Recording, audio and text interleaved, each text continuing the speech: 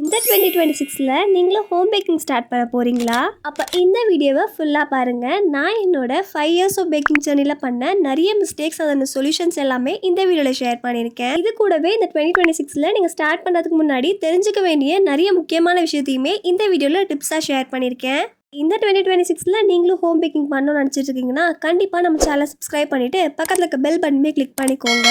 அப்போ தான் இதுக்கப்புறமா நான் போட போகிற recipe videos and tips videos எல்லாமே நீங்களும் மிஸ் பண்ணாமல் பார்க்க முடியும். லைக் பண்ணலாம், லைக் பண்ணிட்டு வாங்க வீடியோக்குள்ளே போகலாம்.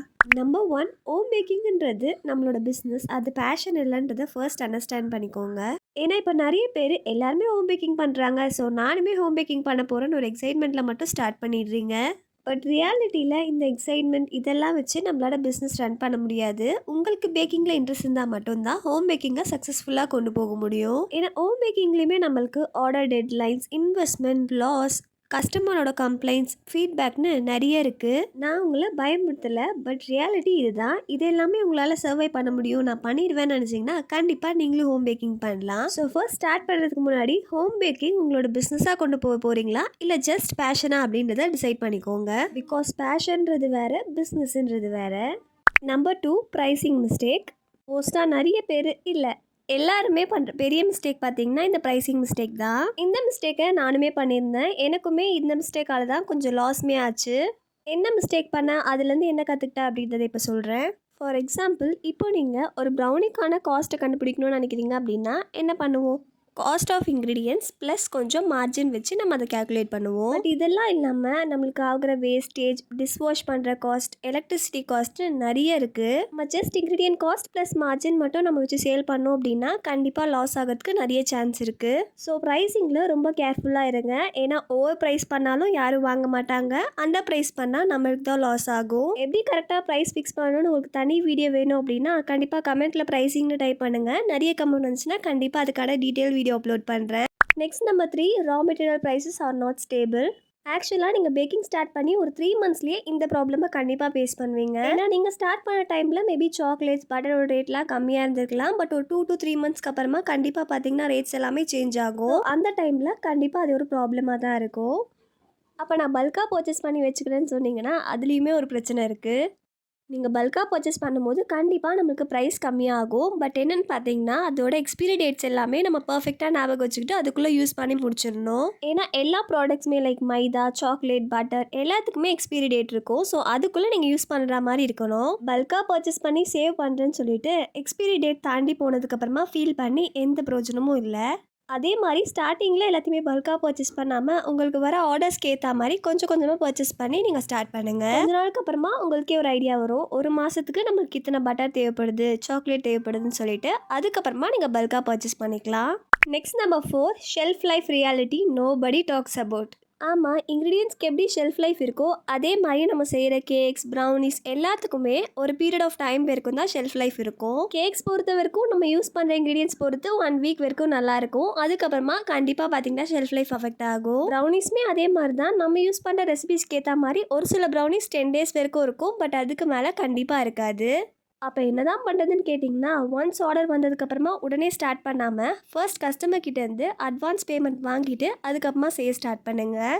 ஒரு சில டைம் ஆர்டர் கேன்சல் ஆகிறதுக்குமே நிறைய வாய்ப்பு இருக்குது. அப்படி கேன்சல் ஆனாலுமே நம்ம ஆல்ரெடி அட்வான்ஸ் பேமெண்ட் வாங்கியிருக்கிறதுனால லாஸஸ் எல்லாமே நம்ம தவிர்க்கலாம். ஸோ முடிஞ்ச அளவுக்கு இன்க்ரீடியன்ஸை ஸ்மால் பேட்சாக வாங்குங்க. அட்வான்ஸ் பேமெண்ட் வாங்காமல் ஆர்டர் செய்ய ஸ்டார்ட் பண்ணாதீங்க. Next number 5, Instagram views is not equal to orders.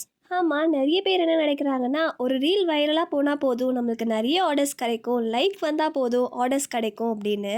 என்னதான் அவ்வளோ வியூஸ் போய் நிறைய லைக்ஸ் வந்தாலும் நம்மளுக்கு அதுலேருந்து ஒரு ஆர்டர் கூட வரல அப்படின்னா கண்டிப்பாக அந்த ரீல் வேஸ்ட் தான். ஸோ நீங்கள் ரீல்ஸ் வைரலாக போகணும், நிறைய வியூஸ் போகணும், நிறைய லைக்ஸ் வரணும்னு யோசிக்காமல் நிறைய ஆர்டர்ஸ் எப்படி கொண்டு வரலான்றதை பாருங்கள். அதே தான் யூடியூப்லேயுமே நீங்கள் வீடியோஸ் போட்டு நல்லா வியூஸ் போனாலுமே ஆர்டர்ஸ் வரல அப்படின்னா அதுவுமே வேஸ்ட் தான். யூடியூப், இன்ஸ்டாகிராம்னு எந்த சோஷியல் மீடியா எடுத்துக்கிட்டாலுமே கன்சிஸ்டன்சி அண்ட் பேஷன்ஸ்றது ரொம்ப முக்கியம். ஏன்னா இப்போ தான் 5 இயர்ஸ்க்கு அப்புறமா எனக்குமே வியூஸ், ஆர்டர்ஸ் எல்லாமே கிடைக்குது. இனிஷியல் ஸ்டேஜில் நானுமே இந்த மாதிரி தான் கஷ்டப்பட்டுட்டு இருந்தேன். பட் ஹோப்பை விடாமல் ஃபுல்லாக கன்சிஸ்டண்ட்டாக கண்டென்ட் அப்லோட் பண்ணுங்கள், கண்டிப்பாக ஆர்டர்ஸ் வரும். Next number 6, customer expectation versus budget. இது நீங்கள் பிகினராக இருந்தாலும் சரி இல்லை ப்ரோ பேக்கராக இருந்தாலும் சரி இந்த மிஸ்டேக்கை ஆர் இந்த ப்ராப்ளமை எல்லாருமே ஃபேஸ் பண்ணுவோம். என்னன்னு பார்த்தீங்கன்னா நிறைய டெக்கரேஷன்ஸ் வச்சு ஒரு ரெஃபரன்ஸ் இமேஜ் கஸ்டமர் நமக்கு ஷேர் பண்ணுவாங்க. பட் அவங்களோட பட்ஜெட் ரொம்ப கம்மியாக இருக்கும். அந்த பட்ஜெட்க்கு அந்த அளவுக்கு டெக்கரேஷன்ஸ் நம்மளால் பண்ணித்தர முடியாது. சில கஸ்டமர்ஸ் நம்ம எக்ஸ்பிளைன் பண்ணும்போது புரிஞ்சுப்பாங்க, பட் சில கஸ்டமர்ஸ் புரிஞ்சிக்க மாட்டாங்க. கஸ்டமருக்கு புரிகிற மாதிரி கேக் செய்ய இவ்வளோ காஸ்ட் ஆகும், டெக்கரேஷனுக்கு தனித்தனியாக ப்ராடக்ட்ஸ் இவ்வளோ காஸ்ட் வரும்னு நம்ம புரிய வைக்கணும். அப்படி நம்ம அவங்களுக்கு எக்ஸ்பிளைன் பண்ணியுமே அவங்க புரிஞ்சுக்கல அப்படின்னா கான்ஃபிடென்ட்டாகவும் பொலைட்டாகவும் அவங்களுக்கு நோ சொல்ல கற்றுக்கோங்க. ஏன்னா அந்த ஆர்டர் அக்செப்ட் பண்ணி நம்ம லாஸ் ஆகிறதுக்கு பதிலாக எந்த ஆர்டருமே இல்லாமே இருந்துக்கலாம். ஸோ லைஃப்க்கு மட்டும் இல்லாமல் பேக்கிங் பிஸ்னஸ் பண்ணாலுமே நோ சொல்ல கற்றுக்கோங்க. Next number 7, little extra culture. இதை என்னாலேயே ஸ்டாப் பண்ண முடியல, பட் இது ஒரு பெரிய மிஸ்டேக் தான். என்னென்னு பார்த்தீங்கன்னா எக்ஸ்ட்ராவாக ஸ்ப்ரிங்கிள்ஸ் ஆட் பண்ணுறது, டாப்பிங்ஸ் ஆட் பண்ணுறது, டெலிவரி சார்ஜஸ் கம்மி பண்ணுறது, டிஸ்கவுண்ட்ஸ் கொடுக்கறதுன்னு எக்ஸ்ட்ரான்னு சொல்லிட்டு நிறைய எக்ஸ்ட்ரா பண்ணிடுவோம். பட் அது சின்ன சின்னதாக நான் பண்ணுறோம் அப்படின்னு உங்களுக்கு தோணலாம். பட் அது கண்டினியூ ஆகும்போது கண்டிப்பாக அதுவுமே லாஸ் ஆகிறதுக்கு ஒரு ரீசனாக தான் இருக்கும். ஃபார் எக்ஸாம்பிள் என்கிட்ட ஒரு கஸ்டமர் 1 kgக்கு கேக் ஆர்டர் பண்ணியிருந்தாங்க. கொஞ்சம் base extra, cream extra, sprinkles எக்ஸ்ட்ரான்னு சொல்லிட்டு நான் எக்ஸ்ட்ராவாக ஆட் பண்ணி கடைசியில் வெயிட் போட்டு பார்த்தா 1.5 kg அளவுக்கு கேக்கோட வெயிட் இருந்துச்சு. நம்ம குட்டி குட்டியாக எக்ஸ்ட்ரான்னு ஆட் பண்ணுறது தான் இந்த மாதிரி ஒரு பெரிய டிஃப்ரென்ஸை கடைசியில் கொடுக்கும். அப்போ நம்ம எக்ஸ்ட்ராவாக ஆட் பண்ணக்கூடாதான்னு கேட்டிங்கன்னா அப்படி கிடையாது. எக்ஸ்ட்ராவாக ஆட் பண்ணலாம், பட் அதுக்குமே ஒரு அளவு இருக்குது. ஸோ அதுக்கேற்ற மாதிரி ஆட் பண்ணி நீங்கள் கஸ்டமைஸ் பண்ணி கொடுக்கலாம். Next number 8, legal and hygiene things ignore at the start.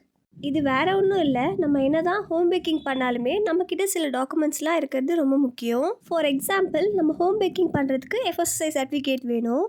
அதே மாதிரி நம்ம பேக் பண்ணுற ஒர்க் ஸ்பேஸ் எல்லாமே ரொம்ப க்ளீனாகவும் எந்த இன்க்ரீடியன்ஸுமே ஓப்பனில் இல்லாத மாதிரி பார்த்துக்கோங்க. ஏன்னா ஸ்டார்டிங் ஸ்டேஜில் குட்டியாக ஏதாச்சும் மிஸ்டேக் பண்ணாலுமே அது நம்மளோட ட்ரஸ்ட்டை ஃபுல்லாக டேமேஜ் பண்ணிடும். நமக்கு ஆர்டர்ஸ் வந்துடாதான்னு பார்க்கும்போது ஒரு கஸ்டமர் நம்மக்கிட்ட ஆர்டர் ப்ளேஸ் பண்ணி அதில் ஏதாச்சும் ஒரு சின்னதாக மிஸ்டேக் நடந்தாலுமே அது நம்மளோட ட்ரஸ்ட்டை ஃபுல்லாக டேமேஜ் பண்ணிடும். அதுக்கப்புறமா கஸ்டமர் ஆர்டர் ப்ளேஸ் பண்ணவே மாட்டாங்க.